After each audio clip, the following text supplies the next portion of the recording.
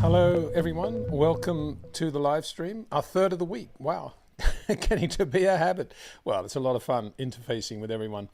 And welcome to the live stream, as I say, from wherever you are around the world, whatever time zone you're in. I hope it's not too much of a sweat to be listening to this now, and indeed if you're going to be listening to it retrospectively, podcast form. Here we are in the build-up to the Hungarian Grand Prix. I need to just check, actually, the latest weather for Budapest, because I've been looking through some of the team previews. None of them are saying rain on Sunday, but let's just have a look and see what it says here on mine anyway. Go to Budapest. And it's still predicting, well, it's now cloud. Saturday and Sunday are cloudy and there's no more storm clouds, whereas yesterday there were storm clouds for both days. So it is quite changeable. That's the latest prediction. It's going to be a tough race in many ways. It's Hungary's a great circuit. I love it, love it. Great for spectators, wonderful atmosphere there, Budapest, the whole thing. It's a tough circuit, lots of tight corners, qualifying critical, like Monaco and the other tight circuits, very difficult to overtake. But it's going to be, if it's hot, it's always a very tough circuit in terms of physical effort for the drivers. Although I was looking back, I mean, there's quite a lot of talk about this is the big 40th for the Hungarian Grand Prix. I was there for that race, well, thereafter really, and going back, looking back at the stats then, it's amazing. They were in the dry and it was almost a 2-hour race. I mean, 86, it was 1 hour, 59 minutes and it was in the dry. And of course the track has changed quite a lot. It's a quicker track now overall. It was a slower track then. Lap distance isn't that different, but in order to shorten the time, it's now a 70 lap race, and it was a 73 lap race back in 76 lap race back in 86. Can you believe that? Amazing, isn't it? Still basically the Hungaroring, but their race was 76 laps. Like looking at the old Monaco stats and saying, oh, they did 100 laps at Monaco back in the 60s and the 50s for that matter. So yeah, a different sort of circuit. The tyres are going to be pretty much what you'd expect, soft, slow circuit, soft stuff from Pirelli, but they obviously are nervous about temperatures.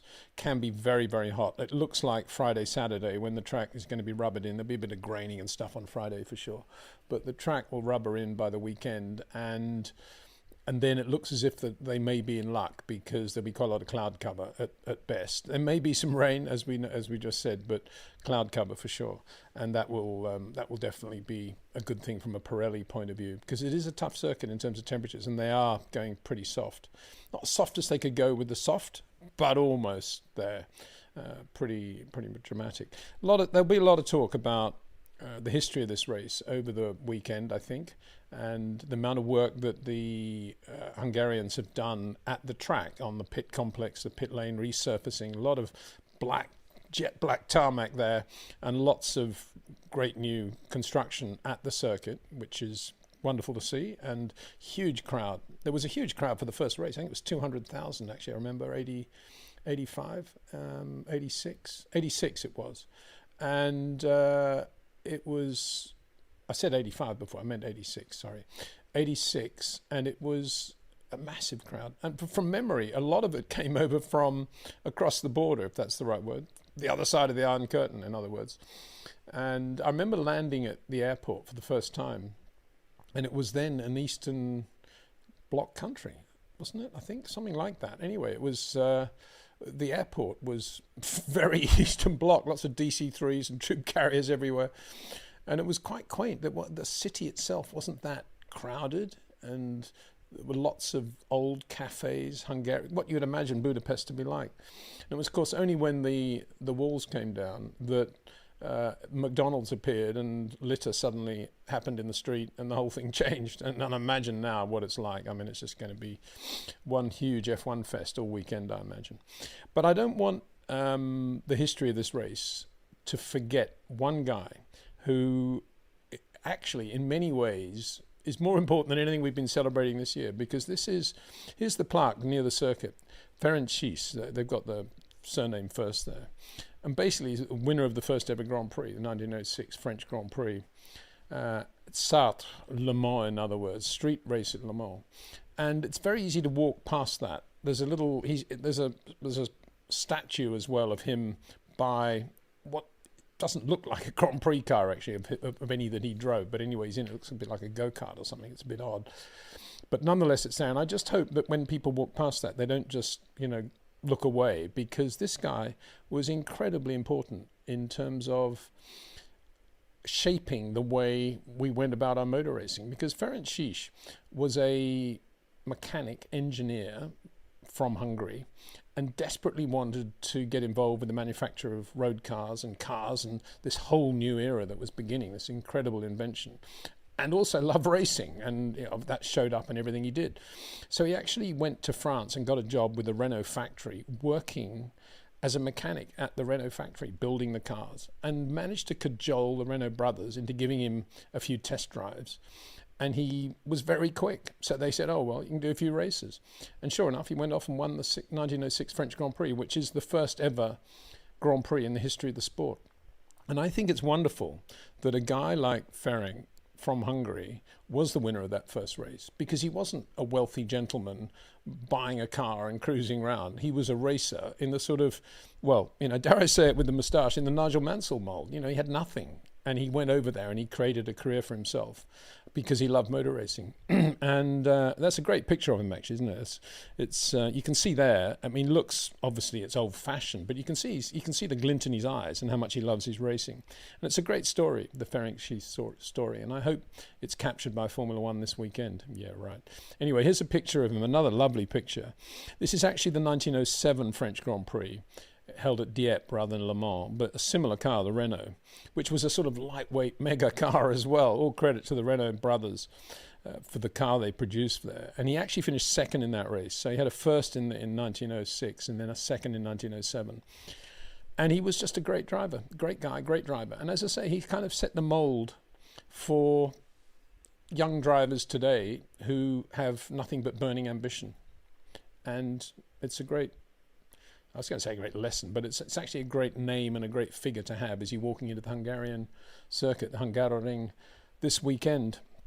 So the only other picture I thought, well, there's that, and then this was the first race, 1986, and I was at Williams at that point. I think I took that picture actually. This was obviously Nigel and Nelson.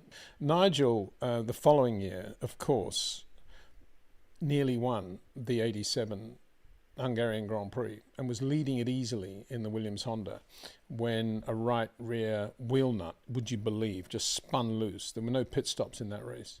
Just spun loose and he lost the right rear wheel with victory in sight.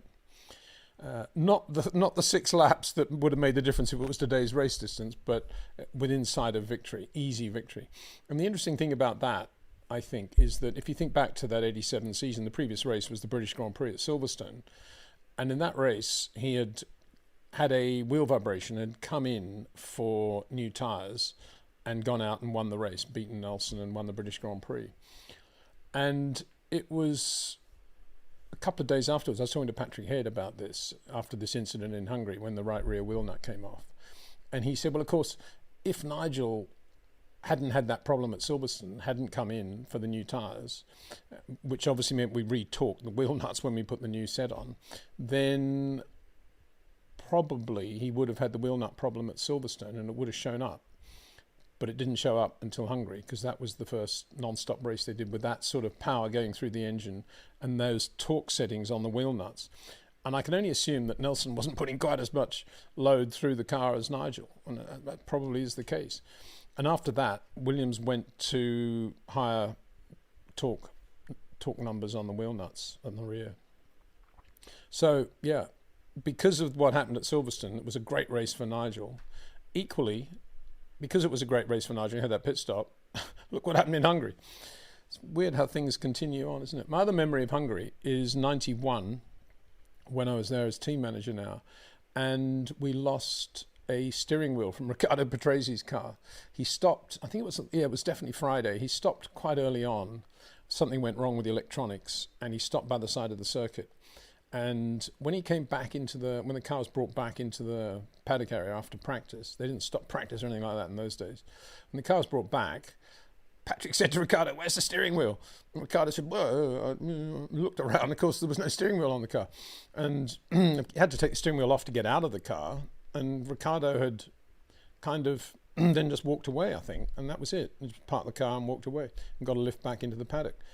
And so, Patrick was obviously enraged because in those days, a paddle shift steering wheel was basically a computer, and it was an incredibly expensive item to produce, a one-off item, let alone 3 or 4 of them for the race team. And so I was dispatched. I went to race control and managed to persuade them to go through all the closed-circuit TV footage that they had. There wasn't a lot of TV coverage of that Grand Prix, not as we have it today anyway. You couldn't just go down to the F1 TV compound. It didn't exist. It was sort of local Hungarian host broadcaster. They didn't have anything. So I went to the circuit organizers for the closed circuit TV, and sure enough, there was a picture of Ricardo pulling off, stopping by the side of the track, and the marshals pushing the car behind the guardrail, and Ricardo getting out of the car with the steering wheel. And then there was a picture in the frame of a marshal just grabbing the steering wheel, putting it in his bag.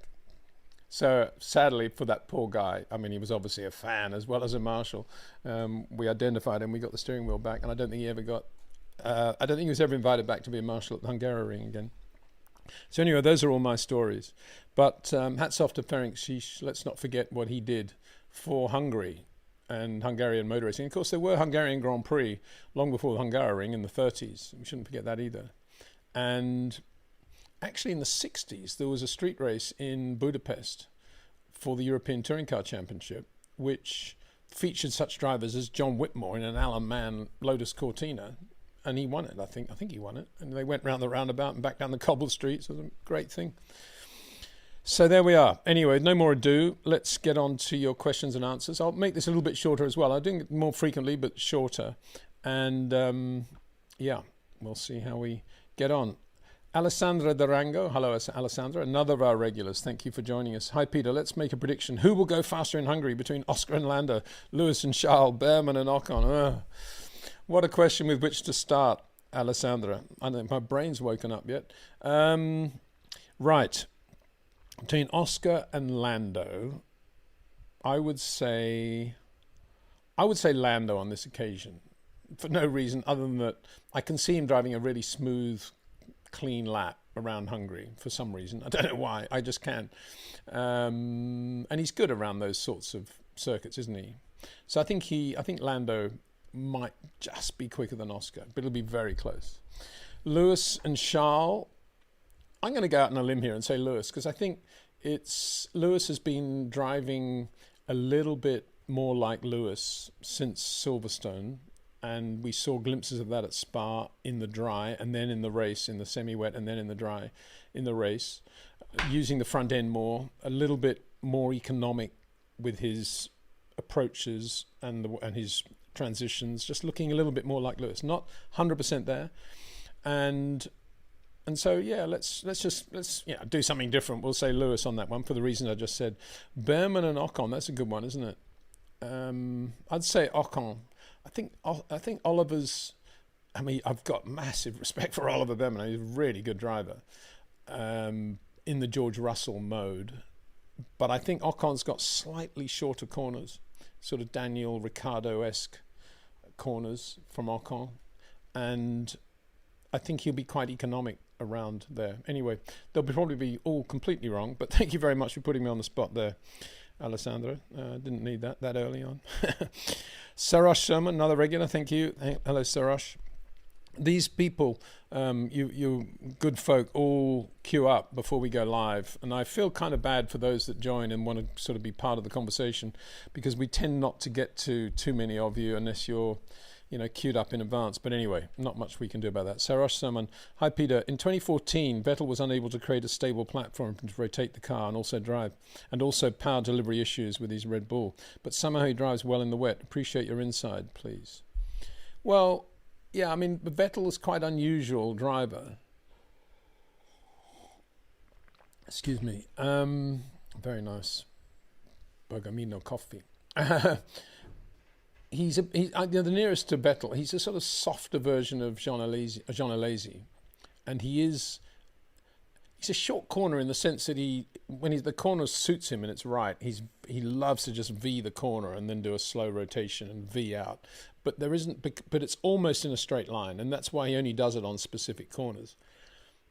Whereas Max can do it with lots of curbs going on, as can Charles and as could Lewis and can a little bit. But Vettel needed it to be more or less straight. And a good example of that corner, of a corner that suits Vettel really well, is the right-hander at the top of the hill in Barcelona. That, after the long straight, they go through the left-hand hairpin. Then that next long right, that's a really good corner where you can just V the corner. And Vettel's really good there, and other places too. And let's put all this into context. Vettel has incredible car control, incredible sensitivity, and great flair in terms of being a racing driver. So all of that's a given. I'm just talking tiny, tiny details. In 14, I think the problem was that in doing that, in that rotation, prior to 14, the Red Bull had a massive amount of downforce, particularly at the rear, and he was able to do a lot of that transition stuff, just boom like that, and just get the grip on exit. 14, the regulations changed. He didn't have that same downforce, and I think that's why he was then kind of stuck on an island, because he did it, all he'd done in his life is all this straight line stuff, which depended on having a really good rotation. And that went away. And so he wasn't able, like, say, a Max, to start doing that with a curve and get the car in a better rotation point for the exit. He just couldn't do it. He's still relying on the same rotation point that he felt was the one he always wanted. So that went away, and he never really adapted to that, in my opinion. Now, you're asking why he was always quite good in the wet. He was quite good in the wet for the reasons I've just said. Great sensitive car control, very good throttle application, which is a very different thing to what I was just talking about, which is breaking down to a point where you want the car to rotate and have immediate grip. He didn't have grip in 14. He probably still had very, very good throttle control and throttle application, but he didn't actually have the grip level that allowed him to get the power on when he wanted to.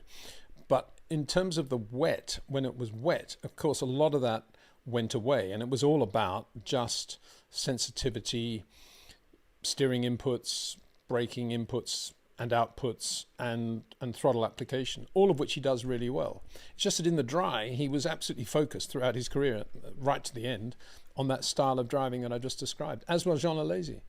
Jean, I say not quite to the degree of Jean.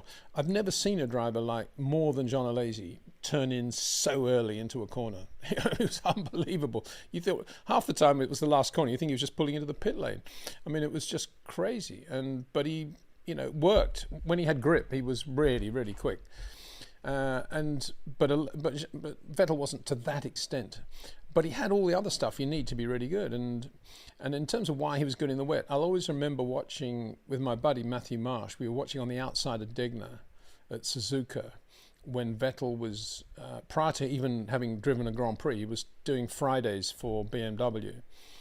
And we watched him come into Degner 1 with understeer, and he kind of lived with it, and the back end started to go, and there was just like boom like that. There was a flick control of the oversteer. It was flick oversteer basically, and he was just extraordinary. Amazing balance and car control with not a lot of grip on the outside of the circuit there. Fabulous to watch. So that's why Sebastian Vettel is good in the wet. And I think, I use the word flair, I think he always had very good feel for where the grip was in the wet. And he, driving around the outside where the grip was necessarily, on some corners, he was always on top of that too. So there you go. Sarosh Soman, Peter, Vettel went away from an Adrian Newey team to Ferrari. Makes me think that he must have been crazy to have done that. Alonso would never go from Aston Martin to Ferrari now if the offer was given. Yeah, slightly different circumstances. But yeah, I think Adrian, he just got into that sort of Fernando Alonso, Nelson Piquet mode of this teammate's doing something. The team must be favouring the teammate for him to be as quick as he is. I've got to get out of here. And I think, that's what was going on with Sebastian Vettel. All of a sudden, I don't think he thought Red Bull were favouring Daniel Ricciardo, but he definitely thought there's something weird here that I'm not getting, or it's not the same. I don't understand it. Ferrari have just made me a huge offer. I've got 4 world championships. I'm only going to be racing for a limited amount of time. I might as well take advantage of all the money and the glory that comes of being at Ferrari. And of course, being a 4 times world champion, I'll win more world championships at Ferrari, as Michael did. I think that's what he thought. because what he didn't think was, Ricciardo's actually beating me fairly consistently in qualifying because he's doing something differently with the back end of the car. What is he doing? I need to improve in that area. He didn't think that way because he was a 4 times world champion. And so when he got to Ferrari, and guess what? They didn't have a great back end either. I mean, he did very well with the car, but they didn't have a great back end either. And, you know, it was kind of just like, he was a very, very good racing driver, but he wasn't Sebastian Vettel dominating, if you see what I mean. Yeah, the parallel's a bit different, isn't it? Because Alonso, I mean, what you're saying, he would never leave, he shouldn't have left an Adrian Newey team. I think you're right. Just like Daniel Ricciardo should never have left. You know, you work very hard all your racing life to get into a team like Red Bull when Adrian Newey was there, and you walk away from it, as Vettel and Daniel did. I mean, that's crazy. And just shows how things change when you become famous and money becomes part of the game. And then Alonso, well, yeah, I mean, Alonso was hoping to get a Red Bull drive when he walked away from Ferrari and didn't. So you could argue in reverse, he should never have left Ferrari. He should have done a better job at Ferrari of making everybody love him and being the driver that they always wanted to have. Instead of which, by halfway through the year, Felipe Massa was, you know, saying, this is impossible. I can't drive in this team with Fernando alongside me. And a lot of people, of course, at Ferrari love Felipe Massa and listen to what he said. So that went, you know, quite a long way towards what happened there. But if Fernando had stayed at Ferrari, I think it would have been a different story for sure. Now, and there's no way anyone would leave Aston Martin if you're in there, because you've got Adrian Newey there, of course. Sarosh continuing. He's got a whole lot of questions from Sarosh. What kind of adjustments did the short corner drivers like Mansell and Prost have to do for adjusting to the active ride system of the Williams? None at all. They just, I mean, Nigel has so much feel for the car that he quite quickly, within a couple of laps, knows, like all the great drivers, nothing unusual here amongst the great drivers, knows exactly how that car needs to be driven and just drives it there. And, you know, if he has to get over a threshold of entry speed that's beyond anything he's ever experienced in his life, he'll just do it. And he'll feel innately that that is where it needs to be. Prost, I think, when he was driving an active car for the first time really, which was 93, I think it was a bit of a shock for him, and he'd had so much road dust by then that it was more difficult for him to adapt. But he did adapt very well. I'm not sure he was far short of the limit of the car. It's just that he wasn't able to manipulate the car and do as much with it as perhaps the Williams team thought he would. But he still won the championship. And it didn't, like Nigel, it didn't take that much adaptation, because ultimately a racing car is about grip and balance. That's what it is. That's what the drivers are feeling, regardless of whether they're doing, you know, a lap time that's within a second of the pole or a lap time that's within a tenth of the pole. It's all about grip and balance, and speed to some extent is irrelevant. And so you drive according to the grip and balance of the car. That's why you see guys from Formula 3 going into Formula 2 and going pretty well straight off, and guys from Formula 2 going into Formula 1 and going pretty well straight off, because within a few laps, if they're good drivers, very good drivers, everything is relevant and is relative, and so you know, the speed is greater on acceleration, but the braking is greater, and you're looking at the point where you know the car is going to start moving, and you start adapting to that and feeling how you're going to drive it. So it's all about relative speed. As I said yesterday, just on that point, you know, go and look at Rust Bucket Motorsport, because here's a guy driving a VW Passat or whatever through the forests on the gravel, and it's as spectacular and as dramatic as it is watching Walter Roll go up Pikes Peak in a Quattro. You know, it's just the same thing. Of course he's going much slower, and of course he's on terrible tyres and this and that, but what he's actually doing with the car, you actually don't need any more than that. It's unbelievable, his car control. Rust Bucket Motorsport. Sarosh, final point. Peter, for the next race, let's hope that Leclerc continues to drive without emotion and just knowing that he has a God-given talent, and he can naturally compensate with any issues and not overthink. Yeah, I think he will. Some of the Leclerc brainstorms have not been, I mean, we've heard him on the radio having brainstorms, but they haven't necessarily resulted in any sort of incident.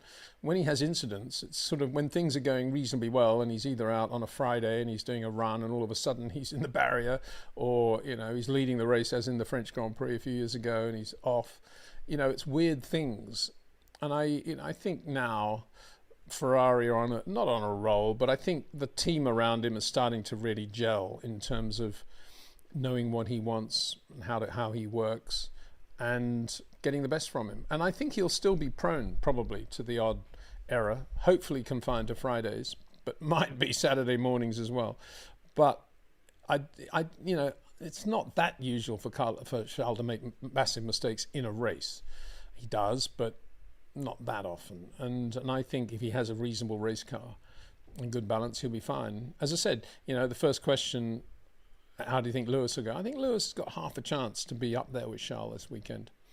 And it would be interesting to see. Put it this way, if he's not up there with Charles this weekend, as I think I've said this before in another live stream, I think we have to start to really worry about how Lewis is ever going to go in a Ferrari, because Hungary, Ferrari, you know, it's all front end, it's all Lewis type corners. It should be a good track for him, as good as the Ferrari will let it be. In other words, he should be right up there with Charles. Daniel, hi Peter, thoughts on artificial rain to make racing more exciting?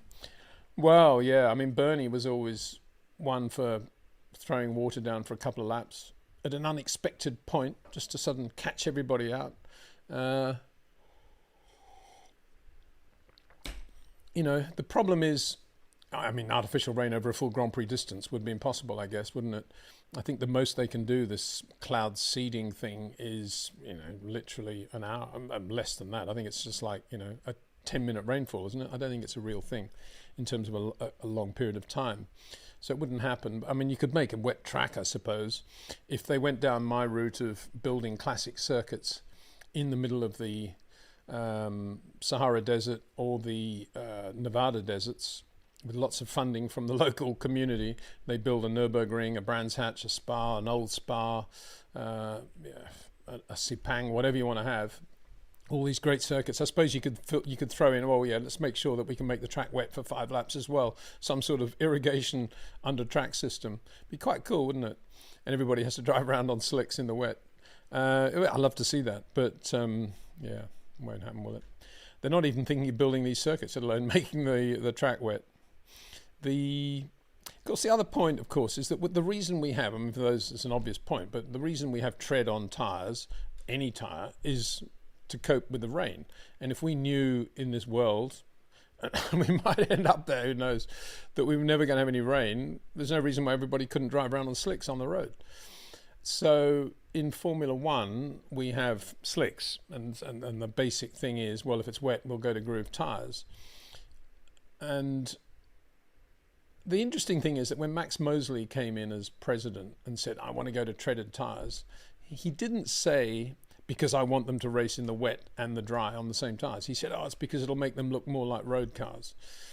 And so there's never ever been any talk, really, since, I would guess, 1969, 70, when slicks came in, of having Formula One race on a tyre that can do the wet and the dry.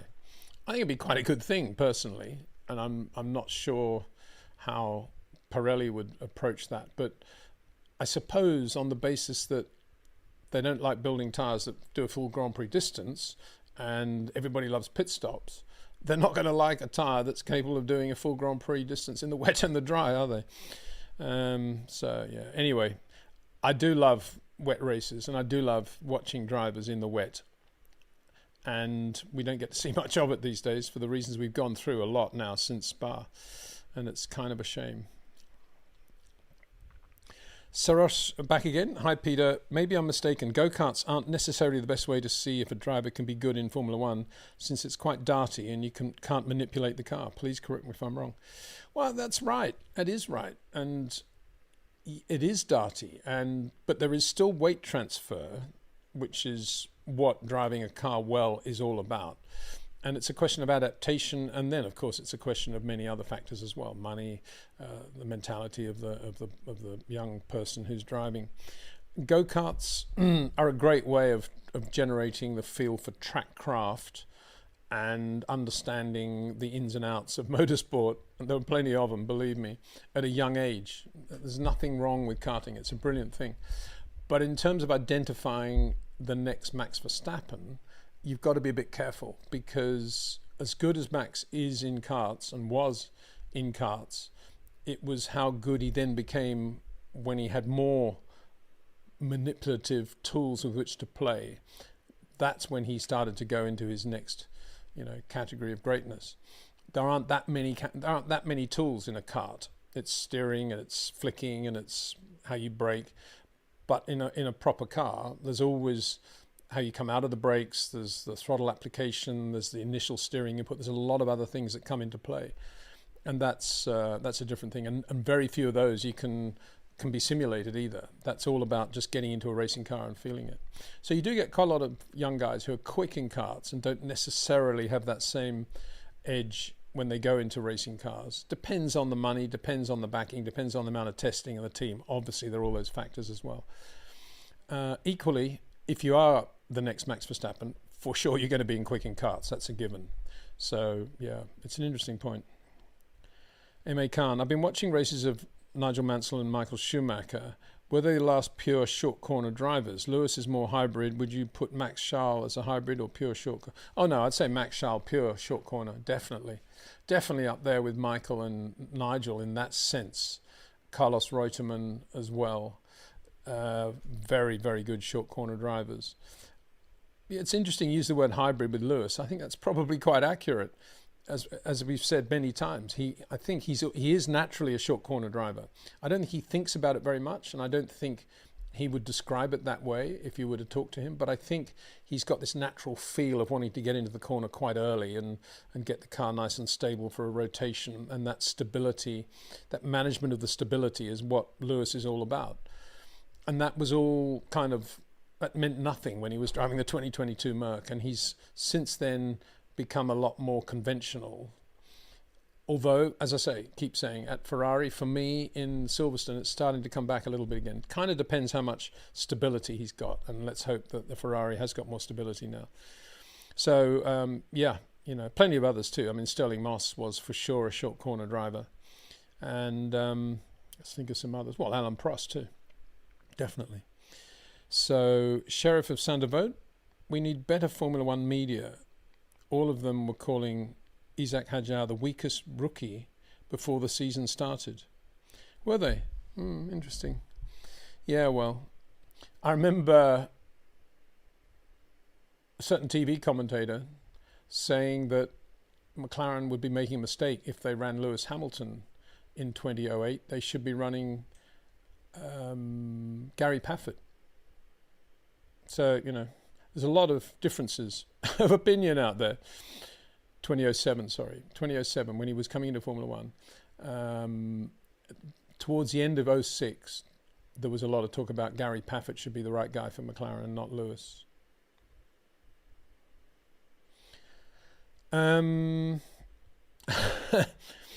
Nobody's perfect, and we all have our ideas about drivers. Indeed, Frank Williams thought he was even prepared to sell part of the team, but the one thing he would never, ever, ever do is relinquish the choice of the drivers. To him, that was the absolute greatest thing that a team principal can have. And I mentioned yesterday we're talking about Cadillac and the drivers, they're going to, if it's going to be sort of Bottas, Perez, yawn. And I mentioned, why don't they put at least one young American in one car, have Xavier Bottas in the other car, and go that way. At least do something a little bit, different, and obviously try to capture the American energy by having a young American. And Kyle Kirkwood, to me, is a good example of a guy that deserves the opportunity. He definitely would do well. The problem is, of course, he's doing very well in IndyCar at the moment. And how do you then jump from IndyCar to Formula One? Well, you give him the opportunity in his own mind to adjust, and you give him lots of sim sessions, and you get him ready, and you give him some testing between his IndyCar races. I'm sure he'd be up for it. And plenty of others. I mean, Colton Hurd is another.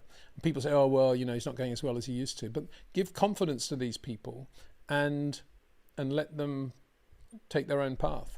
It's no surprise Colton Hurd, to me, has gone slightly off the boil, because it was on the verge of something really big happening for him, and then it was all stopped, and then nothing happened.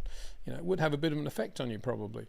So there are good young Americans out there. They're not the only two, for sure. And we're going to, I hope we're going to see some in that car.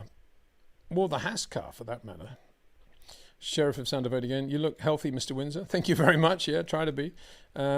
Take care. We're going to see you in a Grand Prix this year. Singapore. Yeah, maybe Singapore. Maybe one of the ending races as well. Still looking at the calendar. Quite a lot going on with other projects. That's the thing. But nonetheless, be quite good to be out there.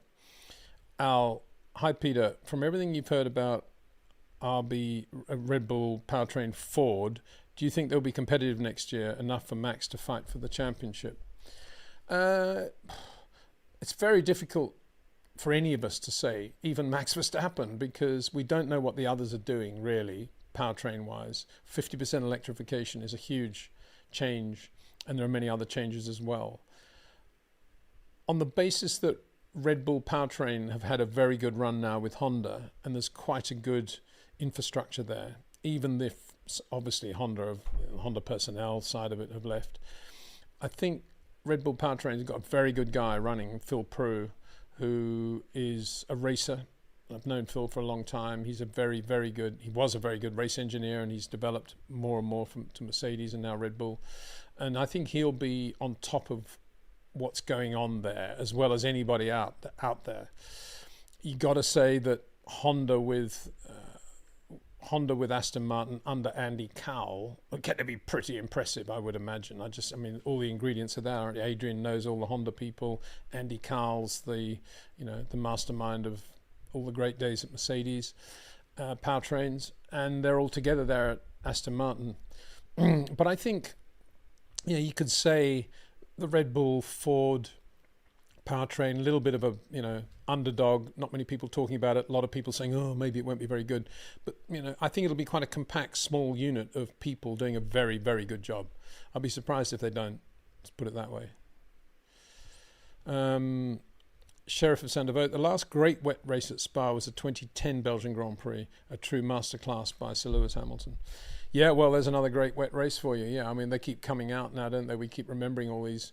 It's difficult to remember all of those races, but definitely, yeah, that was superb. And it was a reminder of how much everybody loves wet races. Look how much we're talking about it. And yet, what do they give us in Belgium? a dry Belgian Grand Prix. David Hughes.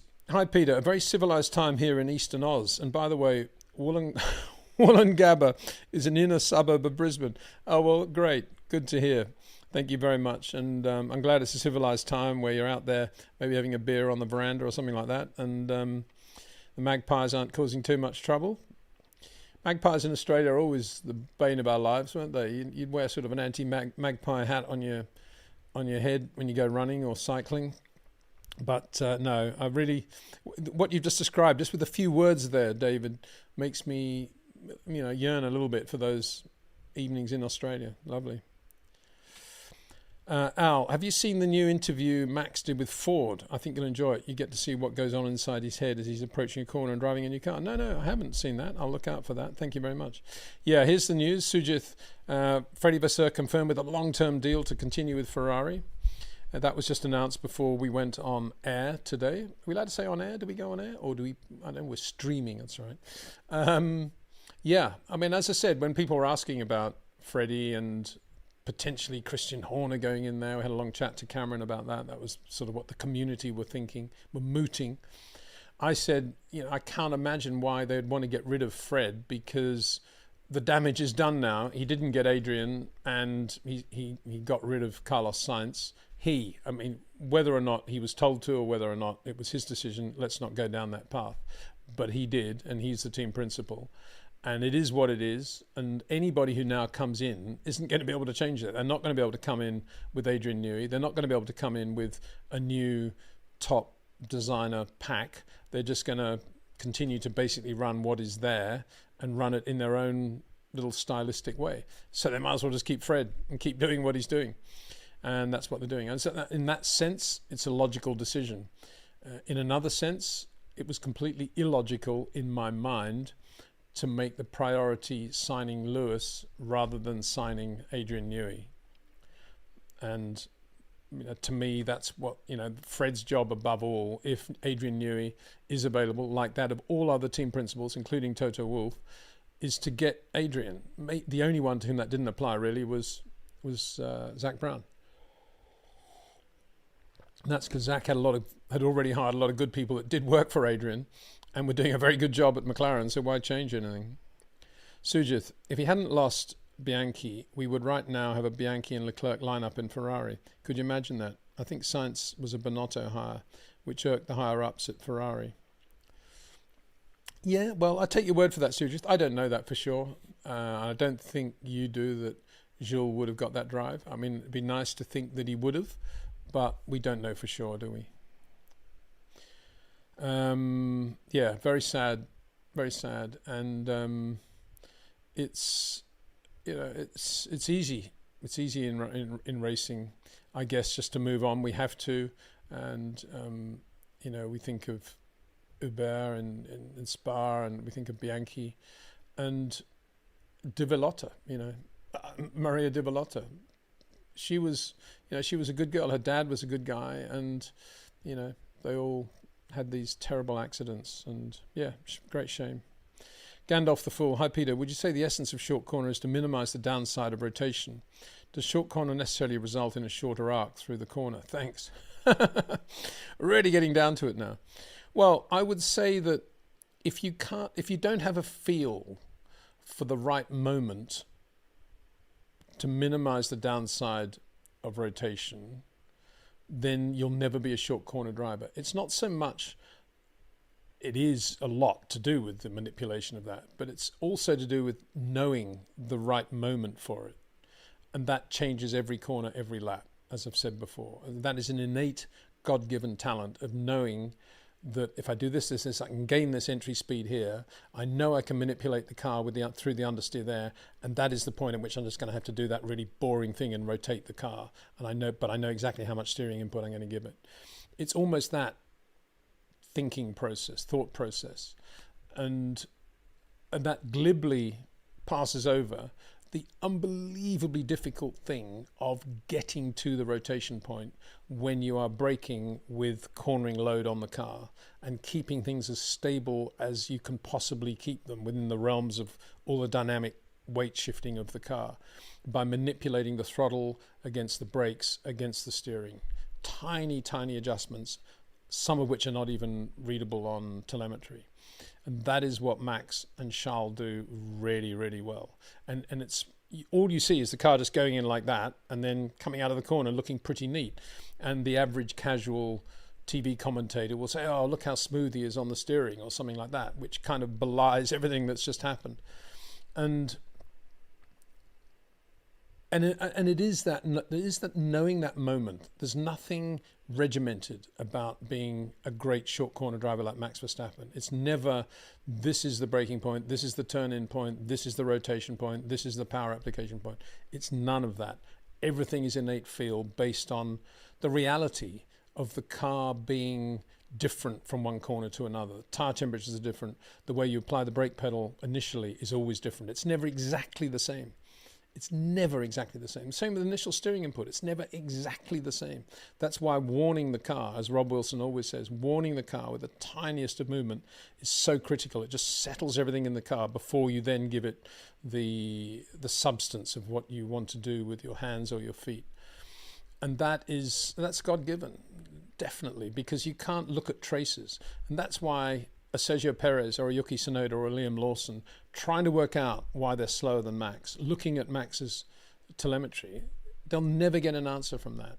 The best they can do is not even follow him. The best they can do is actually go out on the track and watch him and listen to his power. That's about the only thing you can do. And they never do that. Drivers just don't do that because they're too busy. Job list, gym, physio, debrief, sponsorship commitment, security guards, Netflix. They never actually do what they need to do, which is actually watch and see how he does it, which is extraordinary, isn't it? But it's, in my experience, that's true. It was true 10 years ago, 20 years ago, and it's true now. Well, it's not true. I mean, as I say, Carlos Reutemann used to send me out anyway to watch Alan Jones and other drivers that he, Emerson in the early days and other drivers, to see what they were doing. And he always learnt from that. Oh, really? Okay, I try this tomorrow. And he was always thinking, but I don't imagine too many today are doing that. I don't even see F2 and F3 drivers out there watching. They're all in their paddock. I mean, Hungary's one place where they come through that left-hander behind the pits, and the F2 and F3 paddock is down there, or used to be anyway. And you could stand at the fence there and watch. And I used to do that because it's not a bad place to be. But you'd be shocked at how few F2 and F3 drivers are there watching. I don't know what they are doing. What they're not doing is driving, because it's Formula One cars on the circuit. So they don't actually watch. So in the second part of your question, does a shorter corner necessarily result in a shorter arc through the corner? Yeah, absolutely. Yeah, if you had one of those things that paint the white lines on the road, in the middle of the road, and the white paint comes out, and you put one of those, but you just made it a constant trace as distinct from blocks of white, and you did a lap with Carlos Sainz, and then you did a lap with Charles Leclerc in Ferraris, leaving this white trace, and then you measured those two white traces, for sure Charles Leclerc's would be shorter, absolutely for sure, because Carlos has got a longer corner going on. He's going in deeper. He's got a conventional geometric curve into the geometric apex, and then he's got the geometric curve coming out, whereas Charles is basically shortening everything. So yeah, absolutely shorter. That's why it's a shorter corner. I mean, it's a short corner because you're making the corner shorter. The straights are longer going in and coming out as a result. But it's not just a question of geometry, as I keep saying. It's a question of incredible sensitivity and subtleness, and suppleness as well. And that's a God-given thing. And it wasn't necessarily something you would have seen Max doing when he was karting. A little bit, but not a lot, because he didn't have enough tools with which to play to do what he wanted with the dynamic weights. And bear in mind, I keep talking about dynamic weight. Think about what a dynamic weight is. And I brought this analogy in before, which is the pool table, the billiard board table with all the balls in the middle, and you've got 4 people on each corner, and you're constantly manipulating the table to try to make sure none of the balls touch the edge. That's kind of what it's like. There's so many different dynamic weights in so many different directions going on when you're going into a corner, and to manage those through through something as basic as an accelerator, a brake, and a steering wheel. They are basic in that sense, but to do that is incredible. And yeah, there'll be the odd thing. I mean, it was interesting in the race, wasn't it, when they told Max, what was it? If he wanted, go to torque 8 if he wanted more. I think it was more traction out of turn 9, I think it was. And he obviously did. And, that's okay. There's a small thing there, which he knows that with that extra torque on the back, he's able to do it with the fuel and the battery, whatever.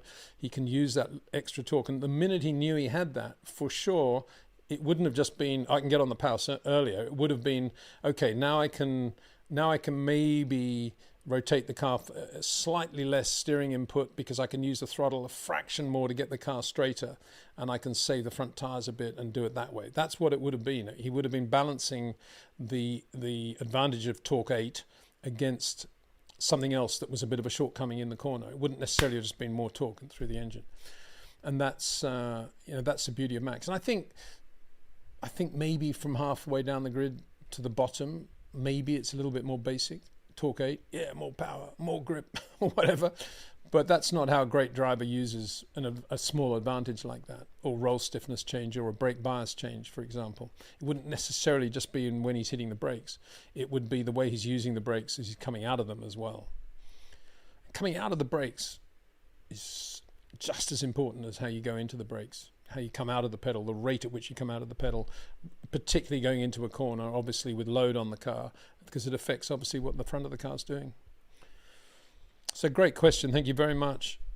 CACMaster69. Hi, Peter. Do you think anyone else could have done better than Alonso in 06 or 14?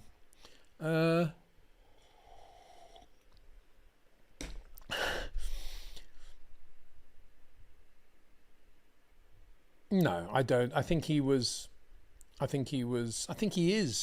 great racing driver, as I said before. To me, he's not like Max because he likes to just feel the back end as he's going into a corner. He does, he loves to do that with the steering and just get on top of the car. But from that point onwards, his footwork and his handwork is sublime. And the car, Fernando car, always looks as if it's settled on the road and looks nice and square. And when you watch Fernando, you think, yeah, Formula One. Whereas when you watched a Gilles Villeneuve or a Ronnie Peterson and they were doing that, you also thought, yeah, Formula One. But it's two slightly different experiences and emotions. And to some extent, the Fernando thing looks so packaged and neat. It's like whereas Ronnie Peterson or Gilles is the football match on the Sunday afternoon, Fernando is Monday morning in the hotel lobby. Everything's fresh and clean, and the bags are really nice, and the car's outside waiting, and he just has to walk out the lot. Everything's perfect, That's how Fernando looks to me on a racetrack. And he has that jink. And yeah, I mean, I don't think there's any race car that Fernando hasn't driven beautifully all the time. He's that good. Politically, very difficult guy. You got to know Fernando, and he's very well set up. I mean, he's close, tight with Flavio Briatore, and he's doing well. He's doing well in the way he's worked at Aston Martin and got on the right side of the Strolls, and obviously he and Adrian get on very well with one another, so that's a huge advantage for Fernando. And if he can pull that off, if he can keep that drive for 26, then that kind of makes up for all the, you could say, political mistakes he's made until now. The way he left Ferrari, the way he left McLaren, where had he handled it differently, he probably would have won more world championships. But if he can pull off driving an Adrian Newey Aston Martin next year, then that makes up for all those deficiencies, and he could well win the championship, as I say. Ty Condero. Hi, Peter. Do you think that Oscar Piastri is actually making progress on tyre management, or is the McLaren too gentle to develop that skill? No, the McLaren's not too gentle to develop that skill. Speak to Lando about that, because he keeps like to tell people how difficult the car is to drive sometimes, not always, but sometimes. Is Oscar making progress on time management? Yeah, for sure. I mean, regardless of whether you are a Carlos Sainz-y, Liam Lawson, wide entry oversteery driver, leaving with very little margin of operation. You can throw Oliver Behrman in there, although I put him quite near George Russell. Even if you're driving like that, race on race, your experience and your knowledge of how to drive with graining and with a tyre that's starting to fall off the cliff on the front or the left rear, wherever, your ability to manage that grows. It's a natural thing. It's just a logical, organic thing. If Oscar's still, in my opinion, which is why I wouldn't put him up there with Max in terms of pace or race pace or single lap pace, but he's got all this great talent, and which he's using beautifully against Lando. But to get to the next level, the Max Verstappen level, and actually, if say he was in a Red Bull to beat Max Verstappen, he would need to develop his whole short corner repertoire, which he was and has shown he's capable of doing. And I think he's kind of eschewed that for this period of his career, where he's just got his feet under the table at McLaren, and now he's doing really well. If it ain't broke, don't touch it, and just continue doing what he's doing. But I think if he can win a championship, I think then the next step for Oscar is to really start thinking about how Max does drive and start to get into the corners earlier and make the whole lap shorter. And if he does that, there's no reason why he wouldn't be right up there with Max and Charles. You can learn that if you've got that sort of ability. And I said it was God-given. I think he's got that God-given talent. I just don't think he's released that. And he's keeping it under control at the moment just to try and win this championship.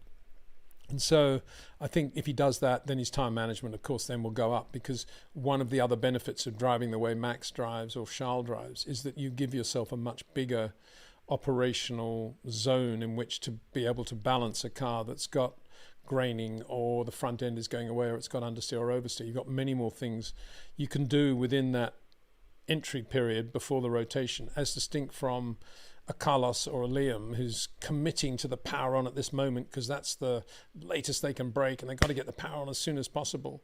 Oh, the front end's gone. What are they going to do at that point? Or the back end, they're just going to live with it and live with their car control. And it makes the whole thing really slow and destroys the tyres, of course.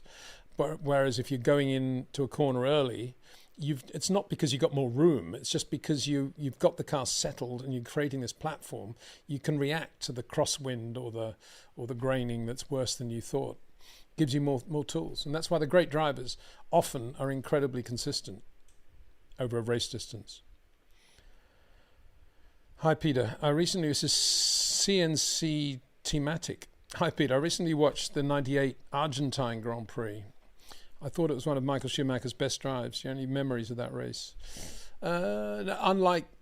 Just like you, really. I think, it was a great drive. I mean, 98 was the first year of McLaren with Bridgestone, and that was a good car, and Michael all of a sudden had serious opposition, and I think it was a great win by Michael. I think that was the race, was it not, when Darren Heath put his camera inside the McLaren cockpit and saw the additional fiddle brake pedal? I think it was that race. I think it was Argentina. That was a big thing, wasn't it? Because it ended up getting it banned. Thank you very much, Darren. Great photographer, of course, and we've had him on our channel before. I think it was Argentina. It might have been Brazil or something. Anyway, it was a good race. 98 Argentine Grand Prix. I think the other point is that Argentina is such a great track, great country for racing and Formula One with its history and its heritage, and how nice that whole Parque Almirante Brown Autodrome was, and all the different configurations of the circuit. And I love going through that Carlos Reutemann thing when he had in 1980 he did the British Grand Prix and the Côte d'Azur Rally in the same week or within 10 days, and he was saying at the moment in the rally car, because obviously he's incredibly new to it, he felt that he's having to leave margin. He said the only way I can compare it is I go through the long corner at the back of the Argentine circuit and lift my right foot, which is like anathema to Carlos. In fact, the opposite. I think it was in 81. I think it was 81. Williams discovered that Carlos actually bent the throttle pedal in the 07. And he'd been doing that through the Cordovan, which is that long right-hander, just absolutely flat with the G-force. And he actually bent the throttle pedal. They had to strengthen it up. Mega. Thank you for that. Very nice. Argentina, 98. Yeah. Jez James. Hi, Peter. I've heard you mention a few times that if Formula One drivers are not brave, as it's just touch and feel, it could be there's an element of bravery in finding grip. Well, I don't think there is. I think it's just a question of feel. It's a question of feel through the arms, the elbows, the small of the back, the thighs, underneath your legs, everything. You're feeling that, and of course, there's a certain amount of self-confidence required to get in a racing car and go to full throttle and through the gears and be quick. You've got to have a feeling that I know how to do this and I can do it. And obviously, if you don't have that feeling and you get in the car and do it, that requires bravery.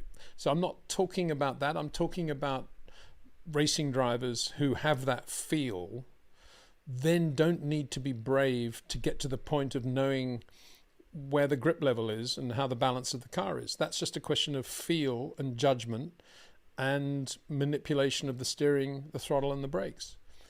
That's basically what I'm saying. Of course, if you wanted your grandmother to get in the car, she would have to be very brave, most of the grannies, not all of them, but most of them, to get in the car. So that is a different thing. And to put it another way, if you, I don't know, what I'm trying to say is that if the driver had no clue about how quickly he was going, let's say it was a piece of road with absolutely nothing around it, it was just absolutely flat circuit with desert around it. It's a long right-hander, and it was iffy whether you could be flat in fifth gear through there or not. I don't think many drivers would need courage to feel that movement, would they? I don't think they do. And Sterling Moss is the guy that said that to me. He said, no, there's no element of bravery in driving a Grand Prix car. And then his follow-up was, and if there is, you shouldn't be driving a Grand Prix car, because it should all be about anticipation and feel. You should be knowing, as Carlos Reutemann said, you should be seeing the exit of the corner before you even turned in. That doesn't require bravery. That requires feel and sensitivity and the inner mind knowing exactly what you're going to be doing in the car. So I hope that kind of makes sense. I don't think drivers to my experience aren't that aware of speed. They're only aware of grip and balance and looking at the points they're looking at, and everything's kind of happening in slow motion. So it's not a question of, wow, we're going 330 kilometers an hour between the cement walls here and wherever it is, that ridiculous circuit, Saudi Arabia. Where it's just a question of, this is what the car will do. It's sitting flat on the road. It's got lots of downforce. Boom, boom, boom. That's what I'm doing going into the corner. That's how they think. May seem strange to all of us, I suppose, when we're on the motorway and we try to go quickly on the motorway. On a German Autobahn, at 200 kilometers an hour feels quite quick when you're passing cars going quite slowly in the middle in the slow lanes. But it's only a relative thing. So there you go. Jez James again. Senna going off racing line in the wet to take over lap 193 Donington. Yeah. Well, that's no different from Nigel Mansell doing the same thing in the Belgian Grand Prix to Senna and passing him, going around the outside of Blanchimont and then making sure you got the inside run into the hairpin. Going around the outside of Senna at Blanchimont. Massively. But he didn't do that because he was brave. He did it because here's Ayrton Senna. Oh, he's gone. He's backed off here, and I'm going to the right. Yeah, I've got the grip. Yeah, everything's fine. That's how Nigel would have thought. It wouldn't be, I don't care what happens to my car. I'm going to pass him on the outside regardless, even if I kill myself. It's not going to be that. That's bravery, but it's not that. When you're in the race car, it's just like, boom. Oh no, I can do this. Go. It's all touch and feel. But yeah, Senna around the outside. Donington 93. Very good. Hello, Cackmaster 69. Hello, what is it about Alonso's driving style you like and dislike? As my favourite driver, what makes him so good? I kind of just gone through that, just to recap. I've never really got on top of that whole boom that he does going into most corners, virtually all of them. But everything else, I'm in awe of Fernando. And I think because of that, he's not always, I wouldn't classify him as a great short corner driver because he's always just feeling the rear of the car. That's his thing. He likes to feel the rear, and that's how he gets his balance. It's like the difference between left-handed people, right-handed people, or colorblind people, or not colorblind. It's just a thing with Fernando that in order to get that incredible balance that he has with all four wheels on the road and how he does it so well, the way he generates that feeling is by, boom, just loading up the rear before he goes in. He likes to feel that rear. And that, to me, has always made him different from the great short corner drivers like Moss, Clark, obviously Mansell, Schumacher, Prost, and today Max, Charles, and to some extent Lewis. And there are others too. But that's why I never put Fernando in that category, because he's always been slightly, I just like to feel that rear. And I spoke to him about this when I did some laps with him once in a Renault Megane Turbo. And I said, you always do that, Fernando. And he said, oh, do I? I said, yeah, every corner you tend to do that. And he said, yeah, maybe I don't. And he was correct in not really caring about what I said, because why would he care? It's what he does, and it works for him. Who's Peter Windsor saying that he's slightly jinky and feeling the rear? Well, so what? I'm quick. I'm Fernando Alonso, which is exactly how he should think, of course. Chris, hi Peter. With the outstanding Formula One knowledge, you should start an F1 team. I'm sure it'll be a massive success. Well, thank you very much. I've tried 3 times to do a Formula One team, failed dismally on every occasion. 1 was Brabham, 2 was Ikazawa, and 3 was USF1. All different reasons. Brabham because the guy that I had a contract with to do the team and was putting up quite a lot of the money, suddenly decided to sell everything to a guy who then got subsequently arrested by the Swiss Banking Commission for $100 million embezzlement. So that ended up in court, as you can imagine. Secondly, Ikazawa, which I think would have been very good. Tetsuya Ikazawa, very good Japanese driver, won a lot of F3 and did well in F2 races in his time and had done well in Japanese racing. Felt it was the right time to do a Japanese branded Formula One team based in the UK, car design in the UK. Everything was great until the Japanese stock market collapsed halfway through the project, and there's nothing we could do. And as I see, it hasn't really recovered, has it? And then thirdly, USF1, great idea, do the car in America, keep the costs down, take advantage of all that great American technology, operate the car from Europe. And from going to the point where we were going to enter the championship, do some testing, and then join the back of the grid and do it in a logical way, we were suddenly given 9 months to build a factory, build the car, crash test the car, race the car in 9 months. It was never going to happen. So all different things. They're all in a nutshell explanations. Obviously, there are a lot more nuances to all of those. But thank you for saying that. I've always loved it. I've been very lucky twice in my career. Once at Williams to run the race and test team, which was great, and we won the World Championship. And also at Ferrari, where I worked running the operation once John Barnard had left and taken all the staff with him to Benetton, and had to put together a completely new staff there in Ferrari's operation in the UK, where they built the Formula One cars and designed them.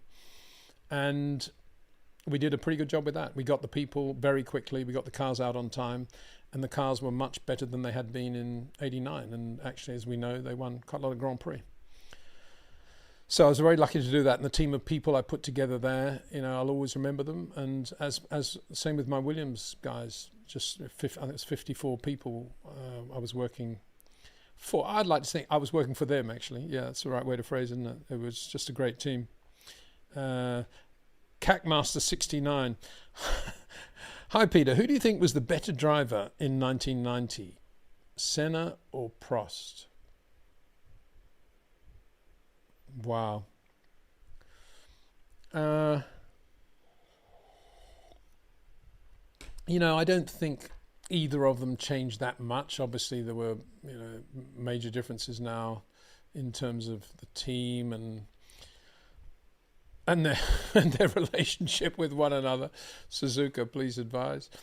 I don't know. I mean, I think they were what they were they not? I mean, Senna was quicker over the lap, and he was the ultimate perfectionist, pushed everything to the limit as much as he possibly could, Honda particularly, and later on, whatever engine company he was going to be with, Ford or whatever. And I think he was just an absolute driver, whereas Prost always focused on winning, and that was the goal, and he would compromise other things in order to get to that point, in terms of not necessarily going for the pole or being super quick on heavy fuel early in a race. I think Prost became a little bit confused politically later in his career, and he saw the way. I think he probably saw the way Ayrton had operated at McLaren, and he tried to operate that way at Ferrari. I think there's no doubt in my mind Nigel was a quicker driver at Ferrari in 1990 than Alain Prost. And although Prost was very good at bringing the car home and all the rest of it, but at that point at Ferrari, Prost was already saying to himself, if Nigel's going well, it's got to be because he's got an ex-Williams engineer there, Enrique Scalabroni, and I've got to get my guy over from McLaren, Steve Nichols, in order to balance things out, which of course messed the whole team up, and everything became a mess after that, as indeed it was in 91.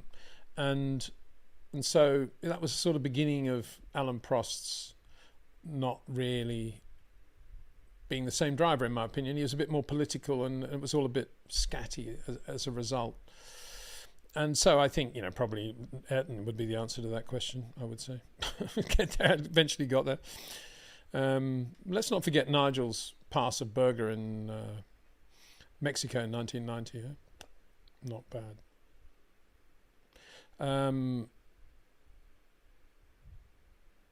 So this is a super chat from M.A. Khan saying, Peter, Isaac's performance is proof we should ignore the mainstream media and listen to PW. Also, any thoughts on the great Kimi? I feel for him. He's getting a lot of criticism after all the hype.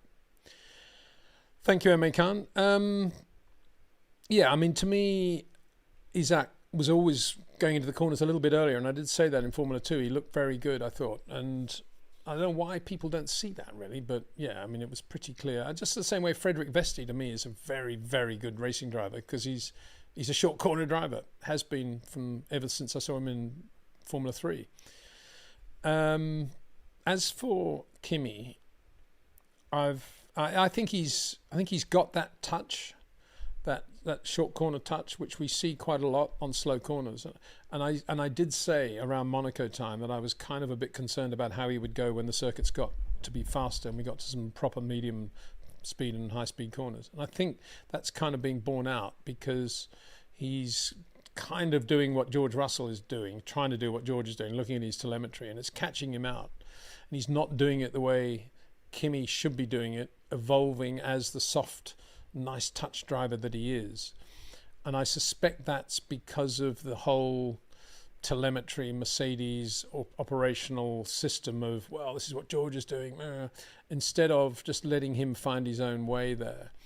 And I think that's what's going on. And I think there's a lot of hype, as you say, and because of the hype, he's not developing as much on fast corners as he would if he was just doing it in a logical way, with completely blanking off everything that's going on around him. And added to that, as I say, is the complication of all the telemetry he's being told to look at and all the simulations he's having to do, none of which will be helpful, in my opinion. It's all going to be about feel for him. He'll be fine around Hungary, I suspect. I can't imagine where he won't be super quick in Hungary. That kink, turn 4, is, I imagine it's going to be flat, or very near flat, won't be a player. That right-hander down the back onto the long back straight, he'll be pretty good there. It's not that quick, and so therefore I think he'll be right there in Hungary. He'll be right there in Zandvoort. Monza, he might struggle at the Lesmos, and well, we know he struggled at the Parabolica. I don't think Parabolica will probably be all right this time, but I think the Lesmos, Scari chicane, he might have a bit of an issue. Singapore, he'll be all right. Where are we going to then? America maybe. Oh no, Baku? I don't know, I've lost track what circuits we're going to. Anyway, I think he'll be all right for the next few circuits, Kimi. That's basically what I'm saying there. Sujit says, Matthew Marsh, I remember from his Formula 1 analysis in the broadcast here in India. He was racing the Porsche Carrera Cup, I think. Are we talking about the same guy? We are indeed. He won the Porsche Asia Super Cup.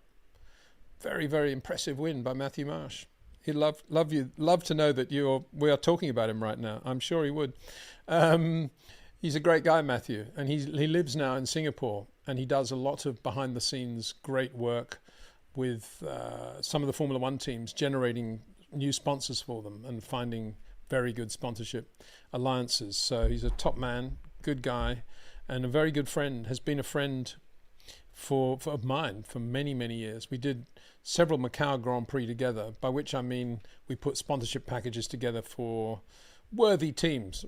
In other words, Alan Docking or Bertram Schaefer, really good guys, and always had a laugh there. Had many, many funny moments with Matt in Hong Kong, in Singapore, and in Macau.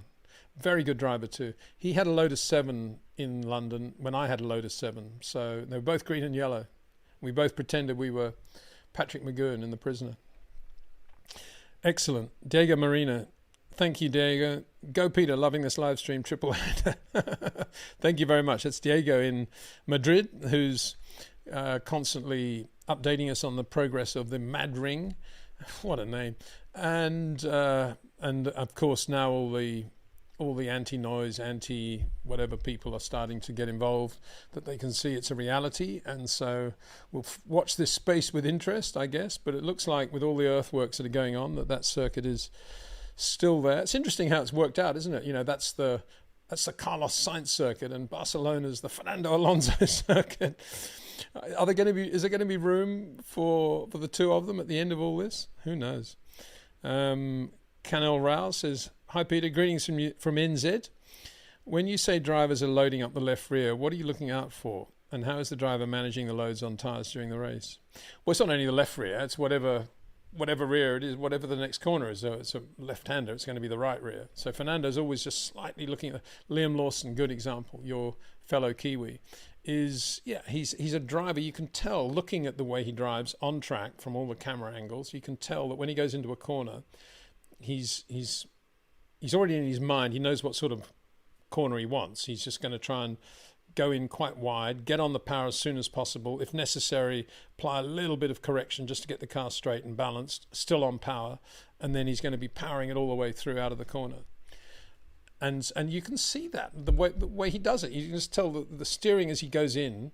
You can almost tell by the helmet angle that he's just waiting to load up the right rear. That's what he's feeling. Whereas with Max, with the helmet angle, almost, you can tell that he's only thinking about the loaded front, not the rear. Same with Fernando. You can always tell he's doing that, but he's going for the rear. I don't know. I seem to be able to tell that. And maybe people say, well, what the hell would you know? But all I can do is describe what I feel when I'm watching it. And to me, that's what Liam does. And he's very wide corners, very long corners, but great car control. Don't take it away from him. And the first time I actually saw Liam Lawson as somebody very special actually was in Hungary in Formula 3 in a semi-wet session. And the way his car control was as he was just touching the curbs and as he was just using a little bit of is going a little bit too wide on occasion. The back end would do that, and he was just lovely in his car control. Doesn't mean to say he's ever going to be a great short corner driver and beat a guy like Isack Hadjar, but it does mean that he's got great car control, and he's a great driver to watch as a result. Fun to watch. And what's the second part? And how is the driver managing the loads on the tyres during the race? Well, as I just described with Max, you can give Max a few driver aids. You can change the brake bias. You can give him more. You can give him more torque or whatever it is. And the strat stuff is usually power, isn't it? And harvesting, but you can do stuff in the corners as well. But it won't. But the great drivers won't necessarily just respond to that change. They will massage the car around the change they've just been given. And all that comes under the heading of tyre management. And great drivers naturally manage the tyres well. That is the point. And George Russell's a good example of that. I don't think George sits down and thinks, I want to be the greatest tyre management driver in Formula One. I think he thinks tyre management, like everybody else, is unbelievably boring. But because he's usually got the car pretty square everywhere, and makes his change of direction from a square starting point rather than a slightly loaded starting point, he's very good naturally on tyre management. And just as a short corner driver is. I mean, that's another way really of being good on tyre management. A short corner driver is he's got much more to play with than a George. A George's main thing is that he's just got this natural feel for the car to be square to the road. He hates to have the car slightly skewed, and he's very good at creating that. Whereas Max can have a car that's slightly skewed, but still have all four square to the road. That's the difference between a Max and a George, in my opinion. And he can do that because of the way he's constantly manipulating the steering, the throttle, and the brakes in a way that would not be evident on the telemetry. And in a way that would lead George, if he was watching this, to say, nah, that can't be possible. But it is, and that's why Max is so good, and that is why people don't understand why Max is so good. So if you can create that ability to manage the tyres whilst the car is slightly skewed, then you've made it. If not, doing what George does is incredibly effective, and he's obviously one of the top drivers in the world. So we're only talking tiny, tiny differences here. But I would put Liam well below those two in that sense. You don't often see Liam with the tyres sitting as squarely as George has them, or as Isack Hadjar has them, for that matter. That's the difference. And again, that doesn't show up on telemetry. All you're seeing is throttle input, steering input, brake input. You're not seeing the way Isack actually gets the car just to be sucked to the road with a four corner square. He's very good. He's very good, Isack Hadjar. And I think Oliver Behrman, as I say, has that George Russell touch. He definitely has that feel for having the car square. Obviously, he's young and still relatively inexperienced, and he's not always going to get it right, but he's not far away. He's really good as well. Darwin Life. Oh, there's a good name for you. Darwin. I've never been to Northern Territory. I'm going to have to end up in a second, guys. Sorry. Just looked at the time. Time flies, isn't it? Yeah, Darwin Life. A lot of time for NT, though. Anyway, there you go.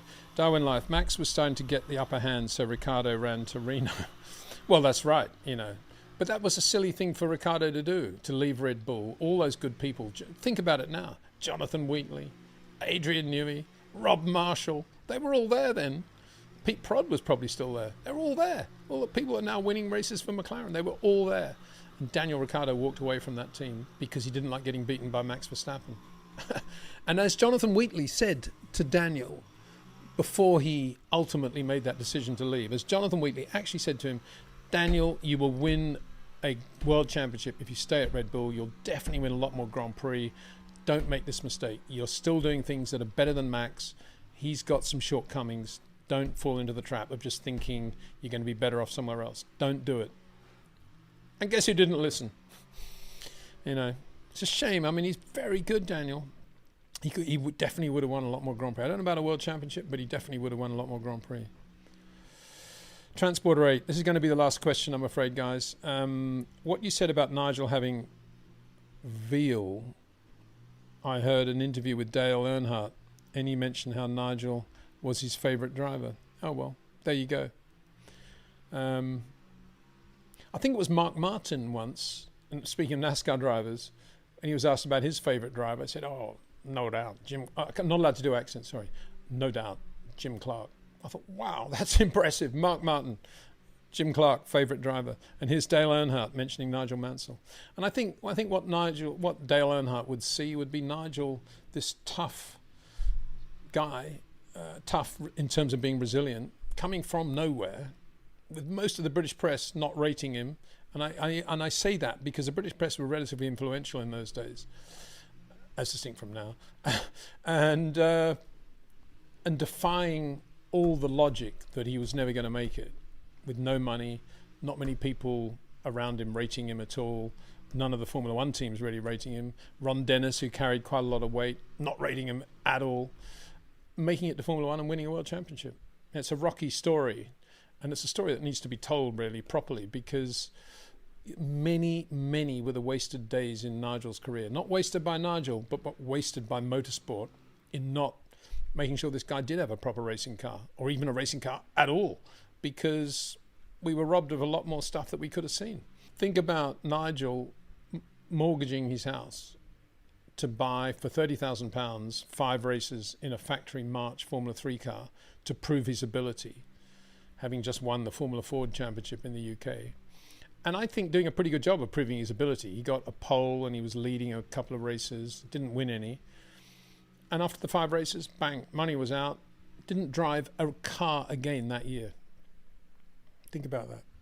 And the rest of that year, he was punching a punch bag in his garage and going out running in the rain in army boots and writing 10, 15 letters a day to potential sponsors in the best way that he could with his own handwriting. That's how much self-belief he had.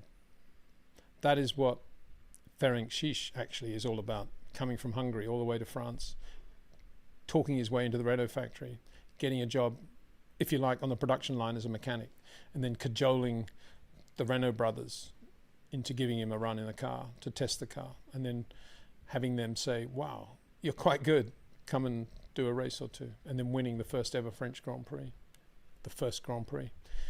Ferenc Szisz, Hungarian, whose plaque will be there, as I say, as the Formula One people walk through the paddock gates for the Hungarian Grand Prix this weekend, and I hope they all just give him a little nod of approval of what he did. Anyway, there we go.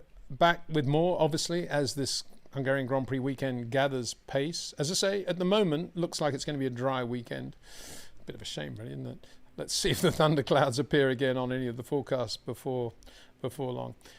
In the meantime, big thanks to Jetcraft, to TrackNinja, to REC Watches, and of course to OEM Exclusive for their support of this channel, and to you, the viewer and the listener, for your support as well. Without you, these live streams wouldn't be happening. So a big thanks to you for all that. See you soon.